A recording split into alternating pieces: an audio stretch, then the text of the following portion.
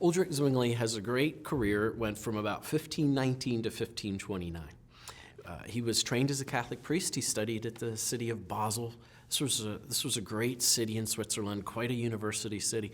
The fascinating thing about Basel is that's where the scholar Erasmus went to print his Greek text.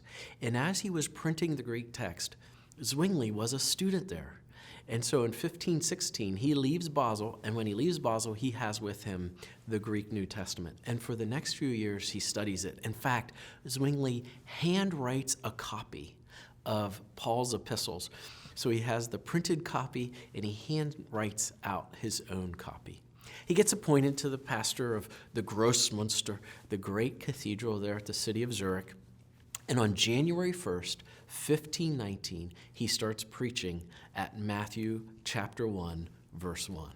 Now, this was unprecedented. When you showed up for church, all you had was the Mass, maybe an occasional homily during Advent or during Lent, but you never heard an expositional sermon. And this is what Zwingli does. And he starts preaching at Matthew 1:1, and he starts preaching systematically, verse by verse, through the New Testament. And after about 3 years of this, he's recognizing that what he's seeing in the church on the one hand and what he's reading in Scripture are two different things. So in 1522, it's Lent, and he and a few of the fellow sort of noble citizens of Zurich gather together and have a sausage supper. Now, this is during Lent, and this was verboten according to the canon law. But what Zwingli saw was this was a tradition. This was not in Scripture. And so that brought this to a head.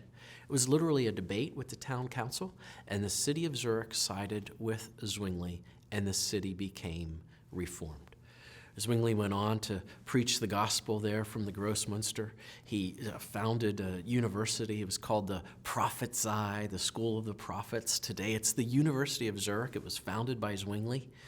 They studied the New Testament and the Old Testament. They had a lecture in the morning in Hebrew. Then they would have a lecture in Greek from the New Testament.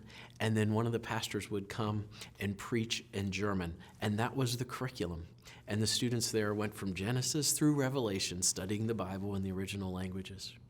In 1529, as the Swiss city-states were becoming reformed and some remained Roman Catholic, this broke out in significant wars between these city-states. And Zwingli got involved in one of these battles, and he served as a chaplain. And in the Battle of Kappel, which some historians say wasn't much of a battle, but don't tell that to Zwingli, because there he was. And at the Battle of Kappel, on the battlefield as a chaplain, Zwingli was killed. And so we have this 10-year career of this fiery reformer in the city of Zurich, the life of Ulrich Zwingli.